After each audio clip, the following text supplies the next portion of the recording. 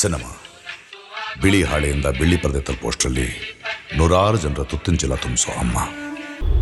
Rohit sir, ನಿಮಗೆ cinema ಹಳೇದೇ ಬಿಡಿ, ನಟನೆಯಲ್ಲಾಗಿರಲಿ cinema ನೋಡೋದ್ರಲ್ಲಾಗಿರಲಿ, ಯಾಕಂದರೆ ಇವತ್ತು ಪ್ರತಿದಿನ ಸೀರಿಯಲ್ಸ್ಗಳಲ್ಲೂ ಜನರ ಮನಸ್ಸು ಗೆಲ್ತಾ ಇದ್ದೀರಿ. ಸೊ ಪಲ್ಲವಿ ಅನುಪಲ್ಲವಿ ಅಂದರೆ ಇವತ್ತಿಗೂ ಆ ಹಾಡಂದರೆ ಎಂಥ ತಾಯಿ ಮಗನಿಗೂ ಒಂದು ರೀಲ್ ಮಾಡೋಣವಾ, ಒಂದು ಶೂಟ್ ಮಾಡೋಣವಾ ಅನ್ನೋ ಅಷ್ಟು. ಬಟ್ ಇವತ್ತಿಗೆ ನಿಮ್ಮನ್ನ ಆ ಪಿಕ್ಕಿಟ್ಟು ಇಲ್ಲಿ ಪಕ್ಕದಲ್ಲಿಟ್ಟರೆ ಯಾವುದಲ್ಲ ಇವರೇ ಅಲ್ವಾ ಅನಿಸುತ್ತೆ. ನಿಮ್ಗೆ ಆ ಮೆಮೊರೀಸ್ ಹೇಗೆ ಅನಿಸುತ್ತೆ? ಮೆಮರೀಸ್ ನನಗೆ ಚೈಲ್ಡ್ಹುಡ್ ಮೆಮರೀಸ್ ಚಿಕ್ಕ ವಯಸ್ಸಲ್ಲಿ ಮಾಡಿದ್ದು ಈಗಲೂ ನೆನಪಿದೆ, ಎಲ್ಲವೂ ನೆನಪಿದೆ. ಹಾಗೇನೆ ಯಾವುದೂ ಇಲ್ಲ ಅಂತೇನಿಲ್ಲ, ಎವ್ರಿ ಸಿಂಗಲ್ ಈವೆಂಟು ನೆನಪಿದೆ. ಇದಕ್ಕೆ ಮುಂಚೆ ಒಂದು ಹೇಳ್ಬಿಡ್ತೀನಿ, ಫಸ್ಟ್ ಶೋ ನಾನು ಸಿನಿಮಾ ಇಂಡಸ್ಟ್ರಿಗೆ ಮತ್ತೆ ಕಾಲಿಡ್ತಾ ಇರೋದು. ಫಸ್ಟ್ ಮೂವಿ ನಂದು ಆ್ಯಸ್ ಅನ್ ಅಡಲ್ಟ್. ಇಲ್ಲಿವರೆಗೂ ಚಿಕ್ಕ ಹುಡುಗನಾಗಿ ನಾನು ಆ್ಯಕ್ಟ್ ಮಾಡಿದ್ದೆ, ಇವಾಗ ಆಸ್ ಅನ್ ಅಡಲ್ಟ್ ದೊಡ್ಡವನಾಗಿ ವಾಪಸ್ ಬರ್ತಾ ಇದ್ದೀನಿ. ಮಾಲ್ಗುಡಿ ಡೇಸ್ ಎಲ್ಲ ಆಯಿತು. ನಾನು ಸಿನಿಮಾ ಬಿಟ್ಟು ಯಾವಾಗ ಇವತ್ತಿಗೆ ಈ ವರ್ಷಕ್ಕೆ 35 ವರ್ಷ ಆಯಿತು ಬಿಟ್ಟು, ನಾನು ಸಿನಿಮಾ ಇಂಡಸ್ಟ್ರಿ ಬಿಟ್ಟು 35 ವರ್ಷ ಆಯಿತು. ಸರ್, ನಿಮ್ಗೆ ಆ್ಯಕ್ಷನ್ ಹೇಳಿರೋ 5 ಜನ ಡೈರೆಕ್ಟರ್ಗಳ ಹೆಸರು ಹೇಳಿ ಸರ್ ಪ್ಲೀಸ್. ಹಾಂ, ಮೊದಲನೇದು Shankar Nag, Maniratnam, K Balachander, K V Raju, Dattu, Vijay, ಆಮೇಲೆ ನಮ್ಮ ದೊಡ್ಡಪ್ಪ CR ಸಿಂಹ, ಒಂದೊಂದು 7. ಈಗ ಗಿರೀಶ್ ಎಷ್ಟೊಂದು ಪ್ಲಾನ್ ಮಾಡ್ಬಿಟ್ಟು ಈಗ ಗಿರೀಶ್ ಮುಂಚೆ ಅಂತ ಹೇಳಿದ್ರಿ, ಈಗ ಗಿರೀಶ್. ಚಿಕ್ಕ ವಯಸ್ಸಿಂದ ಎಕ್ಸ್ಪೀರಿಯನ್ಸಸ್ ಅಂದರೆ ಒಂಥರ ನಾನು ಸಿನಿಮಾ ಇಂಡಸ್ಟ್ರಿಗೆ ಬಂದಾಗ 1 ವರ್ಷ ನನಗೆ ಗಂಡ ಹೆಂಡತಿ ಅಂತ ನಮ್ಮ ತಂದೆ ಮತ್ತು ಜಯಂತಿದು ಪಿಕ್ಚರು. ಅದರಲ್ಲಿ ಏನಿಲ್ಲ, ಒಂದು 5 ನಿಮಿಷ ಇತ್ತು ಅಷ್ಟೇ. ಬಟ್ ನನ್ನ ನೆಕ್ಸ್ಟ್ ಮೇಜರ್ ಅಂದರೆ ಜನ್ಮದ ಅನುಬಂಧ. ಅದು ಶಂಕರ್ ಅಂಕಲ್ದು ಪಿಕ್ಚರು. ಸೊ ಅದರಲ್ಲಿ ನಾನು ಅನಂತ್ನಾಗ್ ಅವರ ಯಂಗರ್ ವರ್ಷನ್ ಮಾಡಿದ್ದೆ, ಅವರ ಚಿಕ್ಕ ವಯಸ್ಸಿಂದ. ಆ ಪಿಕ್ಚರು ಈ ರೀಇನ್ಕಾರ್ನೇಷನ್ ಅಂತಾರಲ್ಲ, ಹಿಂದಿನ ಜನ್ಮದ ಅನುಬಂಧ ಇಲ್ಲ, ಆ ಥರ ಪಿಕ್ಚರ್ ಅದು.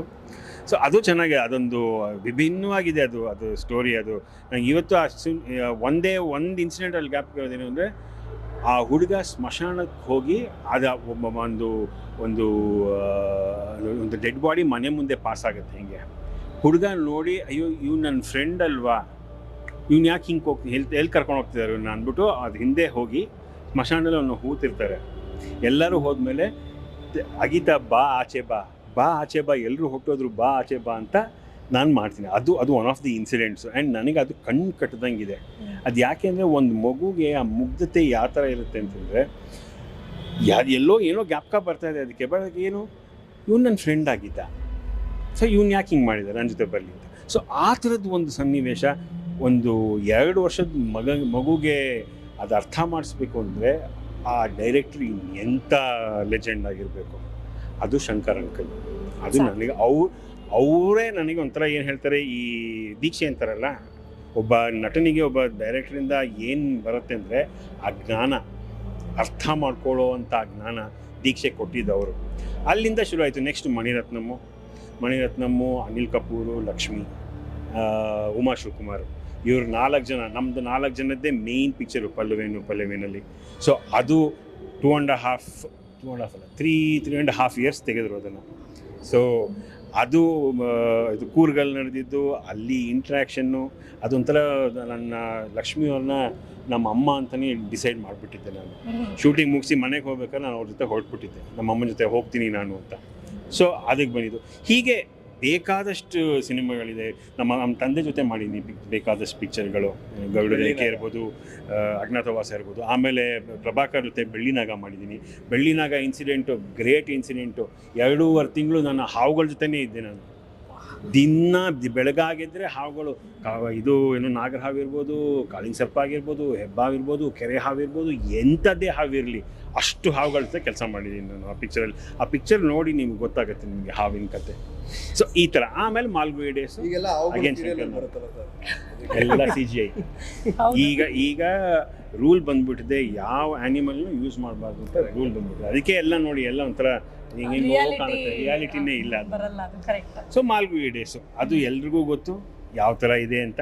ಇವತ್ತಿಗೂ ಅದು ಮಾಲ್ಗುಡಿ ಡೇಸು 39 ವರ್ಷ ಆಯಿತು ತೆಗೆದು. ಇವತ್ತಿಗೂ ಸಣ್ಣ ಮಗು ಇವತ್ತು ನಾನು ನೋಡಿದ್ರೆ ಈ ಮಾಲ್ಗುಡಿ ಡೇಸನ್ನು ಮಾಡಿದ್ದೀರಾ ಅಲ್ವಾ ಅಂತ ಹೇಳ್ತಾರೆ. ಹೆಂಗೆ ನಿಮ್ಮ ಕಣ್ಣಿಂದನಾ ಅಥವಾ ಹೆಂಗೆ ಗುರುತಿಡಿತಾರೆ? ನನ್ನ ಮುಖ ಹಾಗೆ ಇದೆ. ಹೌದು. ಇದು ನಂದು ಗಡ್ಡ ಮೀಸೆ ತೆಗೆದ್ಬಿಟ್ರೆ ಹಾಗೆ ಕಾಣಿಸುತ್ತೆ. ಜಸ್ಟ್ ಈ ಒಂದು ಇದಾಗಿದೆ ಅಷ್ಟೇ ಆಗಿರೋದು. ಸೊ ಇವತ್ತಿಗೂ 39 ವರ್ಷ ದೊಡ್ಡದಾಗಿ ಮಾಡಿದ್ದಾರೆ ಅಷ್ಟೇ. 39 ವರ್ಷ ಆಯಿತು. ಇವತ್ತಿಗೂ ಅದು ಅಷ್ಟೇ ಎವರ್ಗ್ರೀನ್ ಆಗಿದೆ. ಆ್ಯಂಡ್ ಅದು ಅಷ್ಟೇ ಅಗೇನ್ ಶಂಕರ್ ಅಂಕಲ್ ತಿರ್ಗು. ಸೊ ಅದು ಅಷ್ಟೊತ್ತಿಗೆ ಸ್ವಲ್ಪ ದೊಡ್ಡವನಾಗಿದ್ನೆಲ್ಲ ಇನ್ನೂ ಸ್ವಲ್ಪ ಜೀವನದ ಪಾಠಗಳನ್ನ ಅರ್ಥ ಮಾಡ್ಕೋಬೋದಾಗಿತ್ತು, ಕಲ್ತ್ಕೊಂಡಿದ್ದು ಆಯಿತು. ಸೊ ಆ ಥರ ನನಗೆ ಒಂಥರ ಜೀವನಕ್ಕೆ ಒನ್ ಆಫ್ ದಿ ಫೌಂಡೇಶನ್ ಹಾಕಿದ್ದೇ ಶಂಕರ್ ಅಂಕಲ್ ಅಂತ ಹೇಳ್ಬೋದು. ಜೀವನದ ಪಾಠ ಹೇಗಿರಬೇಕು, ಹೇಗೆ ನಡ್ಕೋಬೇಕು, ಹೇಗೆ ಮಾತಾಡಬೇಕು, ಒಬ್ಬ ವ್ಯಕ್ತಿಯಾಗಿ ನಿನ್ನ ಕ್ಯಾರೆಕ್ಟರ್ನ ಹೇಗೆ ಬೆಳೆಸ್ಕೋಬೇಕು, ಕಾನ್ಫಿಡೆನ್ಸ್ ಹೇಗಿರಬೇಕು. ಸೊ ಇದನ್ನೆಲ್ಲ ಹೇಳ್ಕೊಟ್ಟವ್ರೆ, ಆಗಲೇ ಹೇಳ್ಕೊಡು. ಅದು ನಮಗೆ ಸ್ಕೂಲಲ್ಲೇ ಆಗೋಗಿತ್ತು ನಮಗೆ. ಇದು ಚಿಕ್ಕದಾಗೆ ನನ್ನ ಸಿನಿಮಾ ಇಂಡಸ್ಟ್ರಿನಲ್ಲಿ ಒಂದು ತುಣುಕು. ಸೊ ಲೈಫ್ ಟೈಮ್ ನಿಮ್ಗೊಂದು ವರ, ಅದೊಂದು ಖುಷಿ, ಅದೊಂದು ಹೆಮ್ಮೆ, ಅದು ಯಾವತ್ತೂ ಬದಲಾಗಲ್ಲ. ಬ್ಲೆಸ್ ಅನ್ನೋಂಥ ಪ್ಲಸ್ ನಮ್ಮಪ್ಪ ನಾವು ಹುಟ್ಟಿದಾಗಿಂದ ಇವತ್ತವರೆಗೂ ಅವರು ಸಿನಿಮಾ ಇಂಡಸ್ಟ್ರಿನಲ್ಲಿ ಇದ್ದಾರೆ. ಅವ್ರು ಸಿನಿಮಾಗಳು ಮಾಡ್ತಾನೇ ಇದ್ದಾರೆ, ನಾನು ನೋಡ್ತಾನೇ ಇದ್ದೀನಿ. ಸೊ ಹಾಗೆ ನನಗೆ ಎಲ್ಲ ಡೈರೆಕ್ಟರ್ ಇರ್ಬೋದು, ಆ್ಯಕ್ಟರ್ಸ್ ಇರ್ಬೋದು, ಟೆಕ್ನಿಷಿಯನ್ಸ್ ಇರ್ಬೋದು, ಎಲ್ಲರ ಜೊತೆ ಒಡನಾಟ ಇವತ್ತು ಹಾಗೆ ಇದೆ. ಯಾಕಂದರೆ ಅಪ್ಪನ ಜೊತೆ ಎಷ್ಟೋ ಸರಿ ಹೋದಾಗ ನಾನು ಎಲ್ಲರೂ ಮೀಟ್ ಮಾಡ್ತೀನಿ. ಸೊ ಇದರಿಂದ ನಾನು ಇಡೀ ಲೈಫು ನಾನು ಸಿನಿಮಾ ಇಂಡಸ್ಟ್ರಿ ಜೊತೆನೇ ಬದುಕಿದ್ದೀನಿ. ನಾನು ಅದೊಂದು ನನ್ನ ಪಾರ್ಟ್, ನನ್ನ ಜೀವನದ ಒಂದು ದೊಡ್ಡ ಏನು ಹೇಳ್ತಾರೆ ಒಂದು ಇಂಪ್ಯಾಕ್ಟ್ ನನಗೆ ಸಿನಿಮಾ ಇಂಡಸ್ಟ್ರಿ. ಕಲ್ತೀನಿ almost like one time line ಅಲ್ವಾ? ಹೌದು. ಅಪ್ಪು ನನಗೆ 5 ತಿಂಗಳು ಡಿಫ್ರೆನ್ಸು. ನನಗಿಂತ 5 ತಿಂಗಳು ಚಿಕ್ಕವನು. ಫ್ರೆಂಡ್ಸಾ ಸರ್? ಎಸ್. ಅಯ್ಯೋ ನಾವು ಚಿಕ್ಕ ವಯಸ್ಸಿಂದನೂ, ಯಾಕೆಂದರೆ ಅಪ್ಪ ಮತ್ತು ರಾಜ್ಕುಮಾರ್ ಅಂಕಲ್ಲು ಎಷ್ಟೋ ಪಿಕ್ಚರ್ ಒಟ್ಟಿಗೆ ಮಾಡಿದ್ದಾರೆ. ಸೊ ಆಗ ಹೋದಾಗೆಲ್ಲ ನಾವು ಅಲ್ಲೇ ಇರ್ತಿದ್ವಿ. ಸೊ ನಾವಿಬ್ಬರು ಆಟ ಆಡ್ಕೊಂಡು ನಾನೇ ಅವನೇ ಫ್ರೆಂಡ್ಸು, ಇನ್ಯಾರೂ ಇಲ್ಲ ನಮ್ಗೆಲ್ಲ ಆಟ ಆಡೋಕ್ಕೆ. ಯಾರಿವನು ಆಗಿರ್ಬೋದು, ಶ್ರಾವಣ ಬಂತು ಆಗಿರ್ಬೋದು, ಯಾವುದು ಎಷ್ಟೋ ಸಲ ಅವ್ರ ಮನೆಗೆ ಹೊಟ್ಟೋಗಿದ್ದೀನಿ. ಇದೇನಿಲ್ಲ ನನಗೆ ಆ ಥರ ಏನೂ ಇರ್ತಿಲ್ಲ. ಆರಾಮಾಗಿ ಮನೆಗೆ ಹೋಗಿ ಅಲ್ಲಿ ಟೈಮ್ ಸ್ಪೆಂಡ್ ಮಾಡಿಕೊಂಡು ಒಂದು ದಿವಸ ಸಂಜೆ ಶನಿವಾರ ಭಾನುವಾರ ಹೋಗಿ ಅಲ್ಲಿದ್ದು ಈ ಥರ ಎಲ್ಲ ಮಾಡ್ಕೊಂಡ್ಬಂದಿದ್ದೀನಿ. ಸೊ ಒಂಥರ ಒಂದೇನು ಅಂದರೆ ಅದು ನನ್ನ ತಮ್ಮ ಅಷ್ಟೇ. ಹಾಗೆ ಇದ್ರವರೆಗೂ ಇವತ್ತಿಗೂ ನನ್ನ ತಮ್ಮ ಅಂತಲೇ ಅವ್ನು ಅಂದ್ಕೊಂಡಿರೋದು.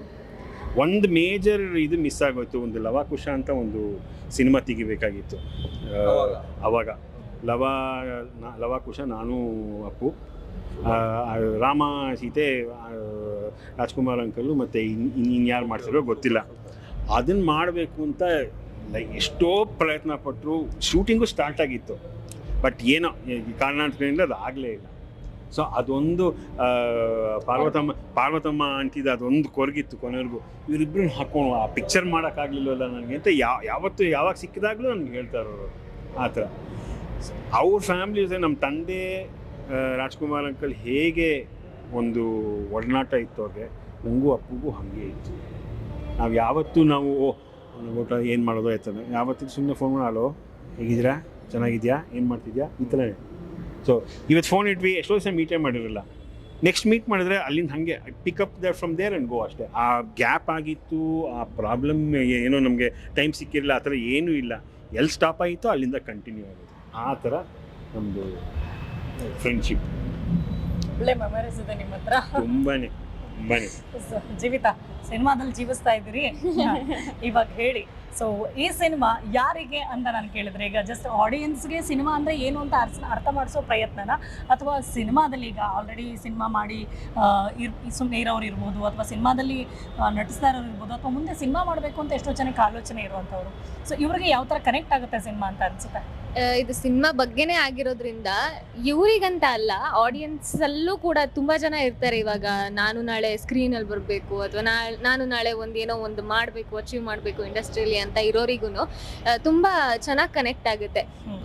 ಈ ತರನು ಮಾಡಬಹುದು, ಈ ತರನು ಇರುತ್ತೆ ಅಂತ ಅವರಿಗೆ ಇನ್ ಡೆಪ್ತ್ ಅರ್ಥ ಆಗುತ್ತೆ. ಅಂಡ್ ಅವ್ರಿಗೂ ಒಂದು ಛಲ ಬರುತ್ತೆ, ಓಕೆ ನಾವು ಮಾಡ್ಬೋದು, ಮಾಡಿದ್ರೆ ಮೇ ಬಿ ಈ ತರ ವಿನ್ ಆಗ್ತೀವಿ ಅನ್ನೋ ತರ ಏನಾದ್ರು ಒಂದು ಥಾಟ್ ಬರುತ್ತೆ. ಸೊ ಇದು ಆಡಿಯನ್ಸ್ಗೆ ಸಿನಿಮಾದಿಂದ ಯಾರು ದೂರ ಆಗಿದ್ದಾರೆ, ಮೇ ಬಿ ಅವ್ರು ವಾಪಸ್ ಬರಬಹುದು ಅಂತ ಅವ್ರಿಗೂ ಮೈಂಡ್ ಸೆಟ್ ಬರ್ಬೋದು. ಮಾಡ್ತಿರೋರ್ಗು ನಾವು ಇಲ್ಲೇ ಸಸ್ಟೈನ್ ಆಗೋಣ, ಏನು ಸಕ್ಸಸ್ ಸಿಗ್ತಾ ಇಲ್ಲ, ಬಿಟ್ಟು ಹೋಗೋಣ ಅಂತ ಅನ್ಕೊಂಡಿರೋರ್ಗು ಓಕೆ ಇನ್ನು ಮುಂದುವರ್ಸೋಣ, ಏನಾದರೂ ಒಂದು ಸಿಗಬಹುದು ಇದರಿಂದ ಅಂತ ಒಂದು ಥಾಟ್ ಬರ್ಬೋದು. ಮತ್ತು ಬರಬೇಕು ಅಂತ ಅಂದ್ಕೊಂಡಿರೋರು ಓಕೆ ಬಂದು ನೋಡೋಣ, ಚಾನ್ಸ್ ತೊಗೊಳ್ಳೋಣ, ಸಕ್ಸಸ್ ಆದರೂ ಆಗಬಹುದು ಅಂತ ಒಂದು ಮೈಂಡ್ ಸೆಟ್ಟು. ಸೊ ಪಾಸಿಟಿವ್ ಅಲ್ಲೇ ಬರುತ್ತೆ. ಸೊ ಯಾರೇ ನೋಡಿದ್ರು ಅವ್ರಿಗೆ ಓಕೆ ಒಂದ್ ಮಾಡೋಣ, ಒಂದ್ ಧೈರ್ಯ ತಗೊಳ್ಳೋಣ ಅನ್ನೋ ಒಂದ್ ಮೈಂಡ್ ಸೆಟ್ ಬರುತ್ತೆ, ಅದಂತೂ ಫಾರ್ ಶೋರ್. ಸೊ ಗಿರೀಶ್ ಅವ್ರಿಗೆ ನೇರವಾದ ಪ್ರಶ್ನೆ, ನಿಮ್ಗೆ ಯಾಕೆ ಇಷ್ಟು ಧೈರ್ಯ ಅಂತ ಕೇಳ್ತಾ ಇದ್ದೀನಿ. ಯಾಕೆ ಅಂದ್ರೆ ಕೆಲವೊಮ್ಮೆ ಏನಾಗುತ್ತೆ, ನಾವಿರೋ ಇಂಡಸ್ಟ್ರಿಯಲ್ಲೇ ನಮ್ಮ ಸುತ್ತಮುತ್ತ ಇರೋ ಜನನೇ ಸಿನಿಮಾ ನೋಡಿ ಮೆಚ್ಕೊಂಡವರು ಕೂಡ ಅದನ್ನ 4 ಜನಕ್ಕೆ ಹೇಳೋದಿಲ್ಲ. ಸಪೋರ್ಟ್ ಅನ್ನೋದು ನಿಮ್ಗೆ ಒಂಚೂರು ಕಡಿಮೆ ಆಗಿದೆ ಅಂತ ಕಾಣಿಸ್ತಾ ಇದೆ, ಡೈರೆಕ್ಟಾಗಿ ಕಾಣಿಸ್ತಾ ಇದೆ, ಹೇಳಕ್ಕಷ್ಟೇ, ಬಟ್ ಯಾರು ಇಲ್ಲಿ ಸಪೋರ್ಟ್ ಮಾಡ್ತಿಲ್ಲ ಅಂತ. ಬಟ್ ನಿಮ್ಗೆ ಹೆಂಗೆ ಧೈರ್ಯ? ಇಲ್ಲ ನಾನು ಇದೆಲ್ಲದ್ರ ಮಧ್ಯೆ ಜೊತೆಗಿದ್ದವರೇ ಜೊತೆ ನಿಂತ್ಕೊಂಡಿಲ್ಲ ಅಂದ್ರೂ ಇದೆಲ್ಲದ್ರ ಮಧ್ಯೆ ಸಿನಿಮಾ ಗೆಲ್ತೀನಿ ಅಂತ ನೀವು ಸಿನಿಮಾಗಳನ್ನು ಮಾಡ್ತಾ ಇದ್ದೀರಿ, ಹೊಸ ಹೊಸ ರೀತಿಯಲ್ಲಿ ಜನರಿಗೆ ತೋರಿಸ್ತಾ ಇದ್ದೀರಿ ಸಿನಿಮಾ ಹೀಗಿರುತ್ತೆ, ಅದು ಒಂದು ಕಥೆನಾಗಿರ್ಬೋದು, ಪ್ರತಿಯೊಂದು ಸ್ಟೋರಿನ ನೀವು ಕ್ಯಾರಿ ಮಾಡ್ತಿರೋ ರೀತಿ ಇಂಟ್ರೆಸ್ಟಿಂಗ್ ಆಗಿದೆ. ಬಟ್ ಧೈರ್ಯ ಇಲ್ಲಿಂದ ಬರ್ತಾ ಇದೆ ಅಂತ. ಮ್ಯಾಮ್ ಫಸ್ಟ್ಗೆ ಸಪೋರ್ಟ್ ತುಂಬಾ ಇದೆ ಮ್ಯಾಮ್. ಅಂದ್ರೆ ಎಕ್ಸಾಂಪಲ್ ಈಗ ರೋಹಿತ್ ಶ್ರೀನಿವಾಸ್ ಸರ್ ಇಷ್ಟು ವರ್ಷ ಲಾಂಗ್ ಪೀರಿಯಡ್ ಆದ್ಮೇಲೆ ನಮ್ಮ ಸಿನಿಮಾದಲ್ಲಿ ಮಾತ್ರ ಬರ್ತಾ ಇದ್ದಾರೆ ಅಂದ್ರೆ ಎಷ್ಟು ದೊಡ್ಡ ಸಪೋರ್ಟ್ ಅಲ್ವಾ ಅದು. ಈಗ ನೀವು ಜೀವಿತನೇ ನೋಡ್ಬೋದು, ಆ ಸೀರಿಯಲ್ ಸ್ಟಾರ್ಟ್ ಆದ್ಮೇಲಿಂದ ಎಷ್ಟು ಆಫರ್ಸ್ಗಳು ಹೋಗಿರ್ಬೋದು. ಲೈಕ್ ಆ ಒಂದು ಲಿಸ್ಟಲ್ಲಿ ನಾವುಗಳು ಜೊತೆಲಿ ಸೇರಿದ್ದೀವಿ ಅಂದ್ರೆ ಇದೊಂದು. ಆಮೇಲೆ ಇನ್ನೂ ಒಂದು ಫಸ್ಟ್ ಡೇ ಫಸ್ಟ್ ಶೋಗೆ ಆಲ್ರೆಡಿ ಅಣ್ಣವ್ರ ಫ್ಯಾನ್ಸು ಮತ್ತೆ ನಾನು ಹೇಳಿದ್ನಲ್ಲ 4 ಜನ ಸೂಪರ್ ಸ್ಟಾರ್ಗಳು ಫ್ಯಾನ್ಸ್ಗಳು ಸಪೋರ್ಟ್ ಇದೆ. ಅಂದ್ರೆ ಈಗ ಇಂಡಸ್ಟ್ರಿ ಸಪೋರ್ಟ್ ಅಂತ ಮೇ ಬಿ ಹಂಗ್ ಕನ್ಸಿಡರ್ ಮಾಡ್ಬೋದು ಅದನ್ನ.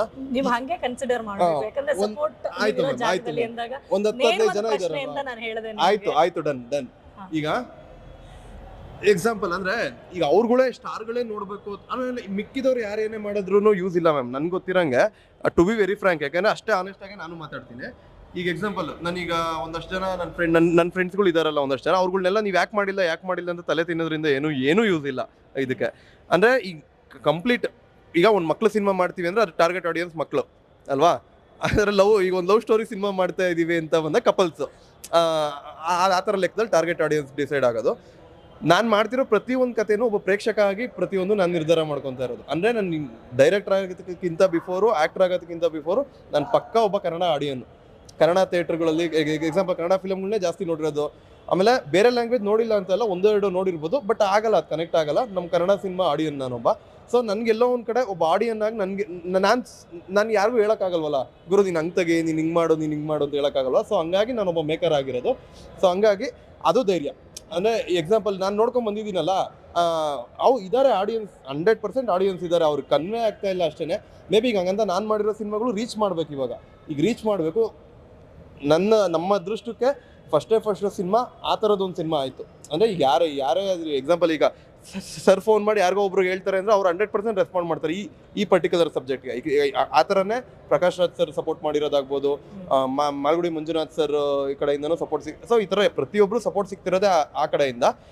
ಒಂದು ಬೇಜಾರಿದೆ, ನಮ್ಮ ಸ್ಟಾರ್ಗಳು ಒಂಚೂರು ನೋಡ್ಬೋದಾಗಿದೆ. ಗೊತ್ತಾ, ಅವ್ರುಗಳು ಸಿನಿಮಾ ನೋಡೇತಾನೆ ನಾನು ದೊಡ್ಡವನಾಗಿ ನಾನು ಈ ಥರದೊಂದು ಸಿನಿಮಾ ಮಾಡಿರೋದು. ಈಗ ಉತ್ತರ ಬರ್ತಾ ಇದೆ ಅಲ್ವಾ. ಈಗ ಎಕ್ಸಾಂಪಲ್ ಈಗ ಆ ಸ್ಟಾರ್ಗಳ ಸಿನಿಮಾಗಳು ನೋಡ್ಬಿಟ್ಟೆ ಅಲ್ವಾ ನಾವು ದೊಡ್ಡವರಾಗ್ಬಿಟ್ಟು ಇಲ್ಲ ಫಸ್ಟ್ ಅಂದ್ರೆ ಹಿಂಗಿರುತ್ತೆ ಅಂತ ಅರ್ಥ ಮಾಡ್ಕೊಂಡಿರೋದೇ ಆ ಸ್ಟಾರ್ಗಳ ಸಿನಿಮಾಯಿಂದ ಅಲ್ವಾ. ಸೊ ಮೇ ಬಿ ಗೊತ್ತಿಲ್ಲ ಮ್ಯಾಮ್, ಸರ್ಪ್ರೈಸ್ ಕೊಡೋಕೆ ಕಾಯ್ತಾ ಇರ್ಬೋದು, ಫಸ್ಟ್ ಶೋ ಬರೋಕೆ ಕಾಯ್ತಾ ಇರ್ಬೋದು ಏನೋ. ಅಲ್ಲಪ್ಪ ಅವ್ರು ಹೇಳ್ತಾರೆ ಆಮೇಲೆ, ಅಲ್ಲಪ್ಪ ನೀನ್ ಟೈಟಲ್ ಇಟ್ಕೊಂಡ್ರೆ ಫಸ್ಟ್ ಶೋ, ಈಗ ಯಾಕೆ ರಿಯಾಕ್ಷನ್ ಕೇಳ್ತಿದ್ಯಾ, ಸಿನಿಮಾ ರಿಲೀಸ್ ಆದ್ಮೇಲೆ ಕೊಡ್ತೀನಿ ಅಂತ. ಆಮೇಲೆ ಶಿವಣ್ಣ ಫ್ಯಾನ್ಸ್ಗೆ, ದರ್ಶನ್ ಸರ್ ಫ್ಯಾನ್ಸ್ಗೆ, ಅಪ್ಪು ಬಾಸ್ ಫ್ಯಾನ್ಸ್ಗೆ, ಯಶ್ ಸರ್ ಫ್ಯಾನ್ಸ್ಗೆ, ಸುದೀಪ್ ಸರ್ ಫ್ಯಾನ್ಸ್ಗೆ ಬೇರೆನೇ ಟ್ರೀಟ್ಮೆಂಟ್ ಇದೆ ಸಿನಿಮಾದಲ್ಲಿ. ಒಂದು ಅವರು ಲೈಕ್ ಅವ್ರ ಫ್ಯಾನ್ಸ್ಗೆ ಅಂತಾನೆ ತುಂಬಾ ಇದು ಮಾಡಿ ಒಂದು ಲೈಕ್ ತಲೆ ಕೆಡಿಸ್ಕೊಂಡು ಏನೋ ಒಂದು ಗ್ಲಿಮ್ಸ್ ಇಡಬೇಕು. ಅದು ಬಂದಾಗ ಅವ್ರವ್ರ ಫ್ಯಾನ್ಸ್ಗಳು ಕಿರ್ಸ್ಬೇಕು ಥಿಯೇಟ್ರಲ್ಲಿ ಅನ್ನೋ ಥರ ಐಡಿಯಾ ಮಾಡಿದ್ದೀವಿ. ಮೇ ಬಿ ಫಸ್ಟ್ ಶೋ ಆಗಲಿಲ್ಲ ಅಂದ್ರೂ ಆಗಲೇ ರೋಹಿತ್ ಸರ್ ಹೇಳ್ದಂಗೆ ಯಾರು ಯಾವ ಶೋ ನೋಡ್ತಾರೆ ಅವ್ರಿಗೆ ಅದೇ ಫಸ್ಟ್ ಶೋ ಆಗಿರುತ್ತೆ ಈ ಸಿನಿಮಾ. ಆ 1 ವೀಕಲ್ಲಿ ಮೇ ಬಿ ನಾವು ಅನ್ಕೊಂಡಿರೋ ಎಲ್ಲ ಸ್ಟಾರ್ಗಳು ಸಿನಿಮಾ ನೋಡ್ತಾರೆ ಅಂತ ಒಂದು ಕಾನ್ಫಿಡೆನ್ಸ್ ಇದೆ ನಾವು. ಬಿಕಾಸ್ ಅಲ್ಲ, ಈಗ ಆಬ್ವಿಯಸ್ಲಿ ಈಗ ಕನ್ನಡದಲ್ಲಿ ಇಷ್ಟು ದೊಡ್ಡ ಪ್ರಯತ್ನ ಆಗಿದೆ ಅಂದಾಗ ಫಿಲ್ಮ್ ಚೇಂಬರ್ ಎಲ್ಲ ನಮ್ಗೆ ಸಪೋರ್ಟ್ ಮಾಡ್ತಿರೋದೇ ಆ ಥರ ಅಲ್ವಾ. ಈ ಥರದ್ದು ಯಾರು ಒಬ್ರು ಮಾಡಬೇಕಾಗಿತ್ತು ಅನ್ನೋ ಥರ ಒಂದು ಇನಿಷಿಯೇಷನ್ ಅಲ್ವಾ, ನಮ್ಗೆ ಅದು ಧೈರ್ಯ. ನೀವು ಫಿಲ್ಮ್ ಚೇಂಬರ್ ಅಂದಿದ್ದಕ್ಕೆ ನನ್ನ ನೆಕ್ಸ್ಟ್ ಪ್ರಶ್ನೆ ಏನಪ್ಪ ಅಂದ್ರೆ, ನಾನು ಕೇಳ್ಪಟ್ಟೆ ಇದು ಮೋದಿ ಅವ್ರಿಗೂ ಕೂಡ PM-ಗೂ ಕೂಡ ಲೆಟರ್ ಬರೀಬೇಕು ಅನ್ನೋ ವಿಚಾರ ಏನೋ ಚರ್ಚೆ ಆಗ್ತಿದೆ ಅಂತ. ಯಾವ ವಿಚಾರಕ್ಕೆ, ಏನಂತ ಅಂತ ಮ್ಯಾಮ್? ಅಂದರೆ ಈಗ ಏನಕ್ಕೆ ಜನ ಥಿಯೇಟ್ರಿಗೆ ಬರ್ತಿಲ್ಲ ಅನ್ನೋದಕ್ಕೆ ಸುಮಾರು ಥರ ಪ್ರತಿಕ್ರಿಯೆಗಳಿದೆ. ಅಂದರೆ ಅದ್ರದ್ರದ್ರೇ ತಜ್ಞರು ಅದಕ್ಕೆ ಬೇರೆನೇ ಆನ್ಸರ್ಸ್ ಕೊಡ್ತಾರೆ. ಸೊ ಆ ಥರ ಒಂದಷ್ಟು ವಿಷಯಗಳನ್ನ ಕಲೆಕ್ಟ್ ಮಾಡಿಕೊಂಡು ಏನಾದರೆ ಮೇ ಬಿ ಒಂದು ಚಿಕ್ಕ ಚೇಂಜಸ್ ಆಗ್ಬೋದೇನೋ ಇಂಡಸ್ಟ್ರಿಲಿ ಅಂತ ಒಂದು ಐಡಿಯಾ ಬಂದಿದೆ. ಸೊ ಅದ್ರ ಮೇಲೆ ಒಂದು ರೆಡಿ ಮಾಡಿದ್ದೀವಿ. ಸೊ ಬಹುಶಃ ಇಷ್ಟರಲ್ಲೇ ಹಾಗೆ ನಾವು ಮಾತ್ರನೇ ಅಂತಲ್ಲ, ಫಸ್ಟ್ ಶೋ ಚಿತ್ರತಂಡದಿಂದ ಕನ್ನಡ ಫಿಲ್ಮ್ ಚೇಂಬರ್ ಸಪೋರ್ಟ್ ತಗೊಂಡು ಆ ಲೆಟರ್ನ ತಲುಪಿಸ್ಬೇಕು ಅಂತ ಒಂದು ಥಾಟ್ ಮೇಲೆ ಇದೀವಿ. ಸೊ ಮತ್ತೊಂದು ವೆರಿ ಇಂಪಾರ್ಟೆಂಟ್ ಕೊನೆಗೆ ನಾವು ಮಾತಾಡಲೇಬೇಕಾಗಿದ್ದು, ಸೊ ಹಾಡುಗಳ ಬಗ್ಗೆ. ಹಾಡು ತುಂಬಾ ಇಷ್ಟ ಆಗಿದೆ, ಇನ್ನೇನೋ ರಿಲೀಸ್ ಆಗುತ್ತೆ ಅಂತ ವೆಯ್ಟ್ ಮಾಡ್ತಾ ಇದ್ದಾರೆ ಹಾಡು ಬಗ್ಗೆ ತಿಳ್ಕೊಂಡಿರೋರು. ಸೊ ನೀವು ಹೇಳಿ ಮಾರಿಯಮ್ಮ ಸಾಂಗ್ ಬಗ್ಗೆ ಏನು ಅಂತ. ಮಾರಿಯಮ್ಮ ಅಂದರೆ ಏನು ಜ್ಞಾಪಕ ಬರುತ್ತೆ ನಿಮಗೆ? ಒಂದು ಹಬ್ಬಕ್ಕೆ ಕುರಿ ನಿಂತ್ಕೊಂಡು ಇನ್ನೇನು ತಲೆ ಕೊಡಿಯೋಕ್ಕಿರ್ತಾರಲ್ಲ, ಅದು ಜ್ಞಾಪಕ ಬರುತ್ತಲ್ಲ. ಸಿನಿಮಾ ರಿಲೀಸ್ ಆಗೋಕ್ಕೆ ಮುಂಚೆ ಡೈರೆಕ್ಟ್ರು ಪ್ರೊಡ್ಯೂಸರ್ದು ಅದೇ ಸ್ಥಿತಿ. ಏನಾಗುತ್ತೆ ಅಂತ ಗೊತ್ತಿಲ್ಲ, ಗೆಲ್ತಾರೋ ಬಿಡ್ತಾರೋ ಅಂತ ಗೊತ್ತಿಲ್ಲ. ಆಮೇಲೆ ಇವಾಗ ಬೇರೆ ಹಾರ್ಡ್ ಡಿಸ್ಕ್ ಬೇರೆ ಕಳೆದೋಗಿದೆ, ಅದು ಬಂದುಬಿಟ್ಟಿದೆ ನಮಗೆ ನ್ಯೂಸು. ಹಿಂಗೆ ಹಾರ್ಡ್ ಡಿಸ್ಕ್ ಕಳೆದೋಗಿದೆ ಸರ್ ಅಂತ, ಅದೊಂದು ಬೇರೆ ಯೋಚನೆ. ಎಲ್ಲ ಆಗೋಗ್ಬಿಟ್ಟು ಆ ಮೊಮೆಂಟಲ್ಲಿ ಏನೇನು ದೇವ್ರು ಕಾಣಿಸ್ತಾರೆ, ನಿಮ್ಗೆ ಯಾವ್ಯಾವ ದೇವ್ರು ಇದ್ದಾರೆ ಎಲ್ಲ ದೇವ್ರಿಗೂ ಹರಿಸ್ಕೊಂಬಿಡೋದು. ಸೊ ಮಾರಿಯಮ್ಮ ಯಾಕೆ ಅಂದರೆ, ಮಾರಿಯಮ್ಮ ಶಕ್ತಿನೇ, ಅದು ಆದಿಶಕ್ತಿ. ಅದು ಆ ಶಕ್ತಿನ ನಾವು ಜ್ಞಾಪಿಸ್ಕೊಂಡು ಇದು ಮಾಡಿದ್ರೆ ಏನೋ ಎಲ್ಲೋ ಸಿಗ್ಬೋದನ್ನೋ, ಎಲ್ಲೋ ತಥಾಸ್ತು ಅಂತೇಳಿ ನಮಗೆ ಹಾರ್ಡಿಗೆ ಸಿಕ್ಬಿಟ್ಟು ನಾವು ಮಾಡ್ಬಿಡ್ತೀವಿ. ಆ್ಯಂಡ್ ಹರಕೆ ಹೊತ್ತ ಮೇಲಂತೂ ಈಡೇರೋದು ಗ್ಯಾರಂಟಿ ಅದು. ಅದಕ್ಕೆ ಮಾರಿಯಮ್ಮ ಅಂತ ಶುರು ಮಾಡಿರೋದು ನಾವು ಹಾಡು. ಸಿನಿಮಾ ಬಗ್ಗೆ ಮತ್ತೊಂದು ಹಾಡಿದೆ. Yes ma'am. ನಮ್ಮ ಕನ್ನಡದಲ್ಲಿ ಕನ್ನಡ ಉನ್ನುಡಿ ದೇವಿಯನ್ನು ನಾ ಪೂಜಿಸುವೆ ಆರಾಧಿಸುವೆ ಅಂತ ಅನಂತ್ನಾಗ್ ಸರ್ದು ಒಂದು ಸಿನಿಮಾ ಕತೆ ಅಂತ ಸಿನಿಮಾದ ಒಂದು ಸಾಂಗ್ ಇದೆ. ಸೊ ಆ ಸಾಂಗಿಗೆ ತುಂಬಾ ದೊಡ್ಡ ಫ್ಯಾನ್ ನಾನು. ಆ ಥರದ್ದು ಏನಾದ್ರು ಒಂದು ಅವಕಾಶ ಸಿಕ್ಕಿದ್ರೆ ನಮ್ದು ಒಂದು ಸಿನಿಮಾದಲ್ಲಿ ಮಾಡಬೇಕು ಅಂತ ಇಷ್ಟ ಆಯಿತು. ಲಕ್ಕಿಲಿ ಈ ಫಿಲಮು ತುಂಬಾ ಚೆನ್ನಾಗಿ ಸಪೋರ್ಟ್ ಮಾಡ್ತಾ ಆ ಥರದ್ದು ಒಂದು ಕಂಟೆಂಟ್ಗೆ. ಸೊ ಹಂಗಾಗಿ ಈ ಫಿಲಮ್ ಕ್ಲೈಮ್ಯಾಕ್ಸ್ ಅದು ಅಂದರೆ ಒಂದು ಕ್ಲೈಮ್ಯಾಕ್ಸ್ ವಿಷಯನ ಒಂದು ಆ್ಯಂಥಮ್ ಥರ ಟ್ರೀಟ್ ಮಾಡಿ ಒಂದು ಅಂದರೆ ಇಡೀ ಕನ್ನಡ ಚಿತ್ರರಂಗಕ್ಕೆ ಎಕ್ಸಾಂಪಲ್ಲು, ಈಗ ಆಂಧ್ರದವರು ಅಸಿಸ್ಟೆಂಟ್ ಡೈರೆಕ್ಟರ್ಗಳು ಅಥವಾ ಯಾರು ತುಂಬ ದೊಡ್ಡ ಆರ್ಟಿಸ್ಟ್ಗಳೇ, ಅವ್ರಿಗೆ ಏನಾದ್ರು ಒಂಚೂರು ಬೇಜಾರಾಯಿತು ಅಂದರೆ ಸಿನಿಮಾ ರಿಲೇಟೆಡ್ ಏನಾದ್ರು ಒಂದು ವಾಟ್ಸಪ್ಪಲ್ಲಿ ಸ್ಟೇಟಸ್ ಹಾಕಬೇಕು ಅಂದರೆ ನೇನಿಂತೆ ಅಂತ ಒಂದು ಫಿಲಮ್ ಇದೆ ಅವ್ರಿಗೆ. ಅದ್ರಲ್ಲಿ ಆ ಥರ ಎಮೋಷನ್ಸ್ಗಳಿದ್ದಾವೆ.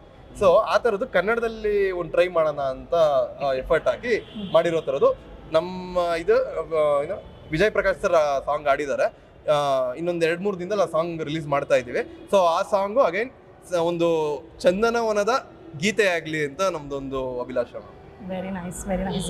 ಹೆಂಗೆ ಗೊತ್ತಾ, ಅವಾಗಿಂದ ನೀವು ಎಷ್ಟು ಹೇಳಿದ್ರು, ನೀವು ಎಷ್ಟು ಮಾತಾಡಿದ್ರು, ನನ್ನ ತಲೆಯಲ್ಲಿ ಓಡ್ತಾ ಇರೋದು ಒಂದೇ ಪ್ರಶ್ನೆ, ಹಾಡ್ಲಿ ಸಿಗುತ್ತಾ? 11ನೇ ತಾರೀಕು ಸಿನಿಮಾ ರಿಲೀಸ್ ಆಗುತ್ತೆ. ಸಿನಿಮಾದಲ್ಲಿ ನೋಡ್ತಿರಲ್ಲ, ಅವಾಗ ಆರ್ಟಿಸ್ಟ್ ಸಿಗುತ್ತಾ ಇಲ್ವಾ ಅಂತ ನಿಮ್ಗೆ ಗೊತ್ತಾಗುತ್ತೆ. ನಾನೀಗ ಒಂದೇ ಆನ್ಸರ್ ಕೇಳ್ತಾ ಇದ್ದೀನಪ್ಪ, ಅದೆಲ್ಲ ಬಿಟ್ಬಿಡಿ. ನನಗೆ ಟ್ರೈಲರ್ ನೋಡಿದಾಗ ಒಂದು ಕ್ವೆಶನ್ ಬಂತು.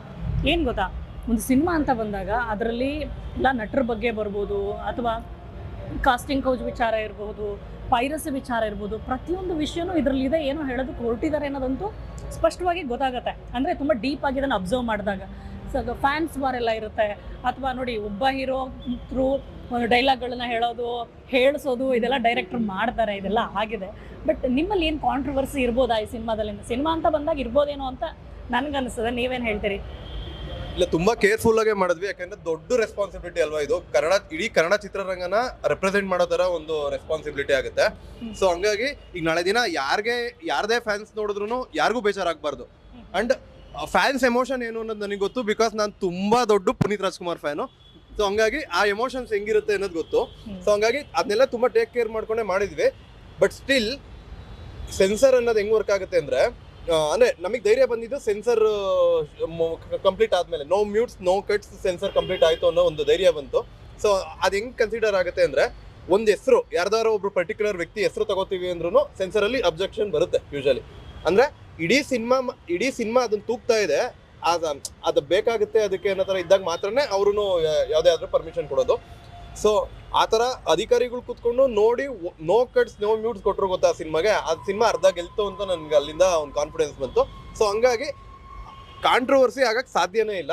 ಹಂಗೂ ಏನಾರು ಆಗುತ್ತೆ ಅಂದ್ರೆ ಆರ್ಟಿಸ್ಟ್ ಸಿಗ್ಲಿಲ್ಲ ಅಂದ್ರೆ ಏನ್ ಮಾಡೋದು ಅನ್ನೋ ಥರ ಮೇಲೆ ಆಗ್ಬೋದು ಅಷ್ಟೇನೆ. ಹಂಗೂ ಏನಾದರೂ ಆದರೆ ಏನು ಕ್ಲಾರಿಫಿಕೇಶನ್ ಕೊಡ್ತೀರಿ? ಪ್ರಿಪೇರ್ ಇದ್ದೀರಾ ನೀವು? ಹಿಂಗೇನಾದರೂ ಕ್ವೆಶನ್ಸ್ ರೈಸ್ ಆಗ್ಬೋದಾ ಅಂತ ನಿಮಗೆ ಅನ್ಸಿದ್ಯಾ? ಎಲ್ಲಾದರೂ ಅನ್ಸಿದೆ ಅಂದ್ರೆ ಒಬ್ರು ದೊಡ್ಡ ಪ್ರೊಡ್ಯೂಸರೇನೆ ಒಂದು ಕ್ಯಾಸ್ಟಿಂಗ್ ಕೋಚ್ ಬಗ್ಗೆ ಒಂದು ವಿಚಾರ ಇದೆ ನಮ್ದ್ರಲ್ಲಿ, ಅದ್ರ ಬಗ್ಗೆ ಮಾತಾಡಿ ಇಲ್ಲ ಅಂದ್ರೆ ಅದು ಸರಿ ಇಲ್ಲ ಅದು ತೆಗಿರಿ ಅನ್ನೋ ತರದ್ದು ಒಂದು ಸಜೆಷನ್ ಹೇಳಿದ್ರು. ಆ ಸಜೆಷನ್ ನ ಗೌರವಿಸಿದ್ವಿ ನಾವು. ಬಟ್ ಸ್ಟಿಲ್ ಅದೇ ಮೂಮೆಂಟ್ಗಳಲ್ಲೇನೆ, ಎಕ್ಸಾಂಪಲ್ ಈಗ ನಮ್ ಸಮಕಾಲೀನ ಸರ್ಕಲ್ ಅನ್ಕೊಳ್ಳೋಣ, ಎಕ್ಸಾಂಪಲ್ ಜೀವಿತ ಎಲ್ಲ ನಮ್ಗೆ ತುಂಬಾ ಒಳ್ಳೆ ಫ್ರೆಂಡ್ಸ್ ಆಯ್ತಾ. ಲೈಕ್ ನಾವುಗಳು ಇವಾಗ ಇಂಡಸ್ಟ್ರಿಲಿ ಇರೋರೇ ಅಲ್ವಾ, ನಾವುಗಳು ತುಂಬಾ ಹತ್ರದಿಂದಾನೇ ನೋಡ್ತಾ ಇದೀವಿ. ಅದೆಲ್ಲ ತುಂಬಾ ಕೆಟ್ಟ ಮಟ್ಟದಲ್ಲಿ ಇದೆ ಆ ವಿಚಾರ ಎಲ್ಲ. ಅವ್ರು ಯಾರೋ ಮಾಡೋ ತಪ್ಪಿಂದ ಎಕ್ಸಾಂಪಲ್ ಸಿನಿಮಾದವ್ರು ಹಿಂಗೆ ಅನ್ಬಿಡ್ತಾರೆ, ಎಕ್ಸಾಂಪಲ್ ಕಂಪ್ಲೀಟ್ ಸಿನಿಮಾದವ್ರ ಮೇಲೆ ಬಂದ್ಬಿಡುತ್ತೆ. ಸೊ ಹಂಗಾಗಿ ಏನೋ ನಾವು ಅವ್ರಿಗೆ ಟಾಂಗ್ ಕೊಡ್ಬೇಕು ಅದು ಇದು ಅಂತ ಅಲ್ಲ, ಆ ವಿಚಾರನೂ ಇದೆ ಅನ್ನೋದನ್ನ ಒಂಥರ ನೀಟಾಗಿ ಅರ್ಥಗರ್ಭಿತವಾಗಿ ತೋರಿಸಿದೀವಿ ನಮ್ಮ ಸಿನಿಮಾದಲ್ಲಿ. ಯಾರಿಗೂ ಏನು ಬೇಜಾರಾಗ್ದಂಗೆ ಮೇ ಬಿ ಅವ್ರಿಗೂ ಅಫೆಂಡ್ ಆಗೋ ಥರ ಅಲ್ಲ, ಇನ್ನು ಮುಂದಕ್ಕಾದ್ರೂ ಸರಿ ಹೋಗ್ತಾರೇನೋ ಅನ್ನೋ ಥರ ವಿಚಾರಗಳ ಮೇಲೆ ತೋರಿಸಿದ್ವಿ. ಸೊ ಅಂದ್ರೆ ಸಾಮಾನ್ಯ ಜನರಿಗೆ ಯಾವ ತರ ಅರ್ಥ ಆಗುತ್ತೆ ಅಂದ್ರೆ ಯಾರೋ ಒಬ್ರು ಸರಿ ಇಲ್ಲ ಅಂದ್ರೆ ಎಲ್ಲರೂ ಸರಿ ಇಲ್ಲ ಅಂತ ಅಲ್ಲಪ್ಪ ಅದು ಅಂತನಾ? ಈ ಅರ್ಥದಲ್ಲಿ ಇದೆಯಾ? ಕೊನೆಯದಾಗಿ ಇಲ್ಲಿ ಜೀವಿತಾಗೆ ನೀವು ಸ್ಪೆಷಲ್ ಥ್ಯಾಂಕ್ಸ್ ಹೇಳ್ಬೇಕು. ಎಷ್ಟು ಚೆನ್ನಾಗಿ ಸಿನಿಮಾನ ಪ್ರಮೋಟ್ ಮಾಡಬೇಕು, ಇದು ನಮ್ಮ ಸಿನಿಮಾ ಅಂದಾಗ ಹೇಗೆ ರೀಚ್ ಮಾಡಿಸ್ಬೇಕು ಅನ್ನೋಂಥದ್ದು ಒಂದು ಇದ್ದೇ ಇರುತ್ತೆ, ನಿಮ್ಮ ತಯಾರಿಗಳಿದ್ದೇ ಇದೆ. ಅದರಲ್ಲಿ ಇದು ಭಾಳ ಚೆನ್ನಾಗಿ ವರ್ಕೌಟ್ ಆಯ್ತು ಅಂತ ನನಗನ್ಸುತ್ತೆ. ಯಾಕಂದ್ರೆ ತುಂಬಾ ಜನ ನಿಜವಾಗ್ಲೂ ಕಾಲ್ ಮಾಡಿದ್ರಂತೆ, ಹೌದಾ ಆರ್ಟಿಸ್ಟ್ ಮಿಸ್ ಆಯ್ತಾ ಕಳೆದೋಯ್ತಾ ಅಂತ. ನಿಜ ನಾವೇನ್ ತಮಾಷೆ ಮಾಡ್ತಾ ಇದೀವ ಮತ್ತೆ? ಅಷ್ಟು ದೊಡ್ಡ ಆರ್ಟಿಸ್ಟ್ ಅವ್ರನ್ನೆಲ್ಲ ನಿಲ್ಸ್ಬಿಟ್ಟು ನಾವು ಬೋರ್ಡ್ ಕೊಟ್ಟು ನಿಲ್ಲಿಸ್ತೀವಿ ಅಂದ್ರೆ ಸುಮ್ಮನೆ ತಮಾಷೆ ಮಾಡಕ್ಕೆ ಆಯ್ತು, ಒಂದಿಬ್ಬರ ಹೆಸರು ಹೇಳಿ, ಯಾರು ನಿಮ್ಗೆ ಕಾಲ್ ಮಾಡಿದ್ದು, ಹಾರ್ಡ್ ಡಿಸ್ಕ್ ಬಗ್ಗೆ ವಿಚಾರಿಸಿದ್ದು? ಇಂಡಸ್ಟ್ರಿ ಅವರ ಅನಿಲ್ ಕುಮಾರ್ ಸರ್ ಕೇಳಿದ್ರು, ಸಿಕ್ತೇನಪ್ಪ ಹಾರ್ಡ್ ಡಿಸ್ಕ್ ಅಂತ ಕೇಳಿದ್ರು, ಉಪಾಧ್ಯಕ್ಷ ಫಿಲ್ಮ್ ಡೈರೆಕ್ಟರ್. ಓಕೆ, ಇನ್ನೂ ಸಾಕಷ್ಟು ಜನ ಕೇಳಿದ್ರು ಮ್ಯಾಮ್. ಯಾಕಂದ್ರೆ ಒಬ್ರು ಹೆಸರು ಹೇಳಿ ಮಿಸ್ ಮಾಡಕ್ ಹೋದ್ರೆ ಏನ್ ತಪ್ಪಾಗ್ಬೋದು. ಹೇಳಿದ್ರಿ? ಸಿಕ್ಕಿಲ್ಲ, ಹುಡುಕ್ತಾ ಇದೀವಿ ಹಿಂದೆ. ವಿಷಯ ಹೇಳಿಲ್ಲ ನೀವು ಅವ್ರಿಗೂ? ಏನ್ ವಿಷಯ ಹೇಳಿ? ಅದೇ ಕಳೆದೋಗಿದೆಯಲ್ಲ ವಿಷಯ. ಕಳೆದೋಗಿರೋ ವಿಷಯ ಹೇಳಿದ್ವಿ, ಗೊತ್ತಾಗೋಗಿದೆ ಕಳೆದೋಗಿದೆ ಅಂತ. ಈಗ 11th ರಿಲೀಸ್ ಆಗುತ್ತಾ ಇಲ್ವಾ ಅನ್ನೋದೊಂದು. ಅಲ್ಲ, ನೀವು ಹಿಂಗೆ ಹೇಳಿದ್ರೆ ಪ್ರಿಪೇರ್ ಆಗೋದು ಹೆಂಗೆ, ರಜಾ ಹಾಕೊಳ್ಳೋದು ಹೆಂಗೆ ಜನ? ಅಲ್ಲ 11th ರಿಲೀಸ್ ಹಾಗೆ ಆಗುತ್ತೆ. ಫಸ್ಟ್ ಡೇ ಫಸ್ಟ್ ಶೋ ಬಂದು ಕೂತ್ಕೊಂಡ್ರೆ ನೀವು ಪಿಕ್ಚರ್ ನೋಡ್ಬೋದು. ಆ ಕಾನ್ಫಿಡೆನ್ಸ್ ನಮ್ಗೆ. Very nice. ಹಾಗಿದ್ರೆ ಅಷ್ಟೊಳಗಡೆ ಹುಡುಕ್ತಿವಿ, ನಾವು ಹುಡುಕ್ತಿವೋ, ಸಿನಿಮಾ ಹುಡುಕುತ್ತೋ, ಏನೋ ಸಿಗುತ್ತೆ. ನಲ್ಲಿ ಕಾನ್ಫಿಡೆನ್ಸ್ ಇದೆ. ಫಸ್ಟ್ ಡೇ ಫಸ್ಟ್ ಶೋಗೆ ಹಾರ್ಡ್ ಡಿಸ್ಕ್ ರೆಡಿ ಇರುತ್ತೆ. ಸೊ ಕೊನೆಯದಾಗಿ ಜೀವಿತ ಏನ್ ಹೇಳ್ತೀರಿ? ಥಿಯೇಟ್ರಿಗೆ ಬಂದು ಮೂವಿ ನೋಡಿ. ಏನೋ ರೆಕ್ಸ್ತಾ ಇದ್ದೀರಾ? ಥಿಯೇಟ್ರಿಗೆ ಬಂದು ಮೂವಿ ನೋಡಿ. ಫಸ್ಟ್ ಡೇ ಫಸ್ಟ್ ಶೋ ಆಗಿಲ್ಲ ಅಂತ ಅಂದ್ರೂ ಬೇರೆ ಶೋಸ್ನೆಲ್ಲ ಫಸ್ಟ್ ಡೇ ಫಸ್ಟ್ ಶೋ ಅಂದ್ಕೊಂಡೆ ಪ್ಲೀಸ್ ಬಂದು ಮೂವಿ ನೋಡಿ. ಬಿಕಾಸ್ ಇಂಥ ಒಳ್ಳೆ ಕಂಟೆಂಟ್ನ ಮಿಸ್ ಮಾಡ್ಕೊಳ್ಬೇಡಿ. ಬಿಕಾಸ್ ನೀವು ಕೇಳೋದೇ ಕಂಟೆಂಟ್ ಅಂತ ಕಂಟೆಂಟ್ ಕೊಟ್ಟಾಗ ಸ್ವಲ್ಪ ಜನ ಏನು ಮಾಡ್ತೀರಾ, ಬಿಡೋ ಪೈರಸಿಯಲ್ಲಿ ಬರುತ್ತೆ ನೋಡ್ಕೊಳ್ಳೋಣ, OTTಯಲ್ಲಿ ಬರುತ್ತೆ ಬಿಡು ನೋಡ್ಕೊಳ್ಳೋಣ ಅಂತೆಲ್ಲ ಇಗ್ನೋರ್ ಮಾಡ್ತೀರಾ. ಬಟ್ ಇದೊಂದು ಪ್ರಯತ್ನ ಮಾಡಿ, ದಯವಿಟ್ಟು ಥಿಯೇಟ್ರಿಗೆ ಬಂದು ಮೂವಿ ನೋಡಿ. ನಿಮ್ಗೆ ಇಷ್ಟ ಆಗಬಹುದು. ಬಿಕಾಸ್ ಟ್ರೇಲರ್ ಐ ಹೋಪ್ ಎಲ್ಲರಿಗೂ ಇಷ್ಟ ಆಗಿದೆ ಅಂತ. ಬಿಕಾಸ್ ಕೇಳಿದವರೆಲ್ಲನೂ ಒಳ್ಳೆ ರೆಸ್ಪಾನ್ಸೇ ಕೊಡ್ತಾ ಇರೋದು ಟ್ರೇಲರ್ಗೆ. ಸೊ ಆ ಟ್ರೇಲರ್ ನಿಮ್ಮನ್ನ ಇಲ್ಲಿವರೆಗೂ ತರಿಸೋ ಪ್ರಯತ್ನ ಮಾಡಿದರೆ ಖಂಡಿತವಾಗ್ಲೂ ಬನ್ನಿ. ಇಫ್ ಇನ್ ಕೇಸ್ ಆಗಲಿಲ್ಲ ಅಂತಂದ್ರೂ ಬಂದು ಥಿಯೇಟ್ರಿಗೆ ಮೂವಿ ನೋಡಿ, ಮೇ ಬಿ ನಿಮ್ಗೆ ಇಷ್ಟ ಆದರೂ ಆಗ್ಬೋದು. ಜುಲೈ 11th ಹಾರ್ಡ್ ಡಿಸ್ಕ್ ಸಿಕ್ಕುತ್ತೆ, ನಾವು ಹುಡುಕ್ತೀವಿ, ರಿಲೀಸ್ ಆಗುತ್ತೆ. ಸೊ ಪ್ಲೀಸ್ ಬನ್ನಿ. ಹಾರ್ಡ್ ಡಿಸ್ಕ್ ವಿಚಾರಕ್ಕೆ ಜೀವಿತ ಫುಲ್ ಕನ್ಫ್ಯೂಷನ್ಗೆ ಹೋಗ್ಬಿಟ್ಟಿದ್ದಾರೆ. ಸೊ ನೀವೇನು ಹೇಳ್ತೀರಿ ಕೊನೆಯದಾಗಿ? ಸಿನಿಮಾ ತೋರಿಸ್ದ ಬರೀ ಸಿನಿಮಾ ಅಲ್ಲದೇನೆ ಅಲ್ಲಿ ಕಾಸ್ಟಿಂಗ್ ಕೌಚ್ ಇರ್ಬೋದು, ಪೈರಸಿ ಇರ್ಬೋದು, ಪ್ರತಿಯೊಂದು ವಿಚಾರಗಳನ್ನು ಜನರಿಗೆ ಅರ್ಥ ಮಾಡಿಸೋ ಪ್ರಯತ್ನಕ್ಕೆ ಮುಂದಾಗಿದ್ದೀರಿ. ಸೊ ನೀವು ಹೇಳಿ, ಈಗ ಜನರಿಗೆ ಏನಂತ ಇನ್ವೈಟ್ ಮಾಡ್ತೀರಿ? ಆ್ಯಂಡ್ ಈ ಸಿನಿಮಾ ಎಷ್ಟು ಮಟ್ಟಕ್ಕೆ ಅವರು ಖುಷಿ ಪಡ್ತಾರೆ, ಒಪ್ಕೊಳ್ತಾರೆ ಅಂತ ನಂಬಿಕೆ ಇದೆ ಅಂತ? TV19 ಚಾನಲ್ ನನಗೆ ಎಕ್ಸಾಂಪಲ್ ನನ್ನ ಫಸ್ಟ್ ಫಿಲಮ್ ಇಂದನೂ ಸಪೋರ್ಟ್ ಮಾಡ್ತಾ ಬಂದಿದೆ. ಸೊ ಈ ಚಾನಲ್ ವೇದಿಕೆಯಲ್ಲಿ ಈ ವಿಷಯ ಕನ್ವೆ ಮಾಡಕ್ಕೆ ನಾನು ಇಷ್ಟಪಡ್ತೀನಿ ಆಡಿಯನ್ಸ್ಗೆ. ಏನಂದ್ರೆ ನನಗೆ ಸುಮಾರು ಜನ ಕೇಳಿದ್ರು, ಈಗ ಆ ರೋಬೋ ಶಾರ್ಟ್ಸ್ಗಳು ಅದೆಲ್ಲ ನೋಡ್ಬಿಟ್ಟು ರೋಬೋ ಫಿಲಮ್ ಥರ ಇರುತ್ತಾ ಅಂತ. ಇನ್ನು ಸ್ವಲ್ಪ ಜನ ಕೇಳಿದ್ರು, ಅಲ್ಲಿ ಯಾವುದೋ ಒಂದು ಕಲರಿಂಗ್ಗಳು ಅವ್ರಿಗೆ ಇಷ್ಟ ಆಗಿ ಮಲಯಾಳಂ ಫಿಲಮ್ ಥರ ಇರುತ್ತಾ ಅಂತ. ಇನ್ನೂ ಒಂದು ನಿಜವಾಗ್ಲೂ ಕೇಳಿದ್ರು, ಅದಕ್ಕೆ ಬಿಕಾಸ್ ಆಫ್ ತಮಿಳ್ ಡೈಲಾಗ್ ಬರೋದಕ್ಕೆ, ಓಕೆ ಇದು ತಮಿಳ್ ಫಿಲಮ್ ಥರ ಇರುತ್ತಾ ಅಂತ ಎಲ್ಲ ನಂಗೆ ಸುಮಾರು ಪ್ರಶ್ನೆಗಳು ಬಂತು. ಇದು ಪಕ್ಕ yellow and red Karnataka flag, ಪಕ್ಕ ಇದೊಂದು ಕನ್ನಡ ಫಿಲಮ್ ಥರ ಇರುತ್ತೆ. ಆಮೇಲೆ ಇಡೀ ಸಿನಿಮಾ ಇದು ಕನ್ನಡ ಅಭಿಮಾನ ಸಿನಿಮಾ ಅಗೈನ್. ಬಿಕಾಸ್ ನಾವಲ್ಲಿ ಕ್ಯಾಪ್ಟನ್ ಕರ್ನಾಟಕ ಅಂತ ಫಿಲಮ್ ಏನು ರೆಪ್ರೆಸೆಂಟ್ ಮಾಡ್ತಾ ಇದ್ದೀವಿ, ಆ ಸಿನಿಮಾದಲ್ಲಿ 100% ಹೇಳ್ತೀನಿ, ಅದು ಬೇರೆ ರೇಂಜ್ ಕನ್ನಡ ಸಿನಿಮಾ, ಅದು ಒಂದು ಕನ್ನಡ ಅಭಿಮಾನದ ಸಿನಿಮಾ. ಸೊ ಆ ಸಿನಿಮಾ ರಿಲೀಸ್ ಆಗುತ್ತಾ ಇಲ್ವೋ ಫಸ್ಟ್ ಡೇ ಫಸ್ಟ್ ಶೋ ಅಂತ ಹೋರಾಡೋದು ಫಸ್ಟ್ ಡೇ ಫಸ್ಟ್ ಶೋ ಅನ್ನೋ ಸಿನಿಮಾ. ಸೊ ಆಬ್ವಿಯಸ್ಲಿ ಇದೊಂದು ಕನ್ನಡ ಅಭಿಮಾನದ ಸಿನಿಮಾ. ಯಾವುದೇ ಹೀರೋ ಫ್ಯಾನ್ಸ್ ಆಗಿರ್ಬೋದು, ಅಥವಾ ಹೀರೋಯಿನ್ ಫ್ಯಾನ್ಸ್ ಆಗಿರ್ಬೋದು, ಡೈರೆಕ್ಟರ್ಗಳು ಫ್ಯಾನ್ಸ್ ಆಗಿರ್ಬೋದು, ಆಮೇಲೆ ಕಂಟೆಂಟ್ ಫಿಲ್ಮ್ ವಾಚರ್ಸ್ ಅಂತಾನೆ ಇವಾಗ ಒಂಥರ ಜಾಸ್ತಿ ಜನ ಇದ್ದಾರೆ.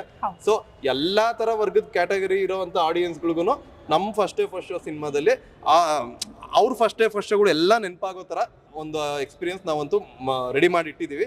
ದಯವಿಟ್ಟು ಎಲ್ಲರೂ, ಆಮೇಲೆ ಇನ್ನೊಂದು ಕೋರಿಕೆ ನಮ್ಮದೇ ಸ್ಟೈಲಲ್ಲಿ ಲೋಕಲಲ್ಲಿ ಕೇಳ್ಬಿಡ್ತೀನಿ, ದಯವಿಟ್ಟು ಇಷ್ಟೆಲ್ಲ ಇಷ್ಟಪಟ್ಟು ಒಂದು ಕನ್ನಡ ಚಿತ್ರರಂಗದ ಬಗ್ಗೆ ಇಷ್ಟು ರೆಸ್ಪಾನ್ಸಿಬಿಲಿಟಿ ತಗೊಂಡು ದೊಡ್ಡ ಮಟ್ಟದಲ್ಲಿ ಸಿನಿಮಾ ಮಾಡಿದ್ದೀವಿ.